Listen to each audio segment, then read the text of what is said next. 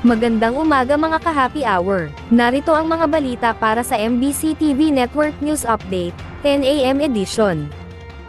29 pesos per kilo ng bigas sa Kadiwa, magiging available na sa Agosto. Ayon kay Agriculture Secretary Francisco Chu Laurel, may 13 Kadiwa outlets ang nagbebenta ng murang bigas, at inaasahang mabibili na ito sa lahat ng Kadiwa, at maging sa 3 probinsya sa labas ng Luzon. Asahan ng magiging available na ang 29 pesos per kilo ng bigas sa 23 Kadiwa outlet simula sa Agosto. Layong ng 29 pesos na rice program na matulungan ang 6.9 milyong households, o katumbas ng 34 na milyong Pilipino. Samantala, unang nilinaw ni Agriculture Spokesperson at Assistant Secretary Arnel de Mesa, na hindi political move ni Pangulong Bongbong Marcos ang 29 pesos na rice program, sa harap ng nakatakdang State of the Nation address nito sa July 22. Kapapasok lamang ng balita, nagbitiw sa pwesto ang 5 opisyal ng Department of Education, epektibo sa Biyernes, July 19.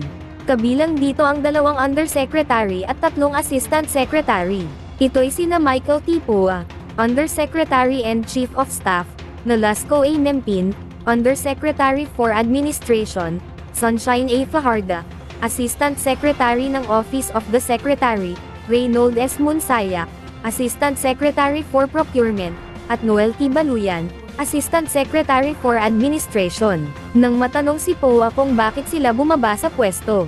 For me, I think it is only appropriate to give the incoming Secretary of Education Secretary Angara a free hand to choose the people that will form part of his team. At yan ang mga balita para sa MBC TV Network News Update, 10 AM edition. Abangan ang mga susunod na balitaan mamaya, para sa 11 AM edition.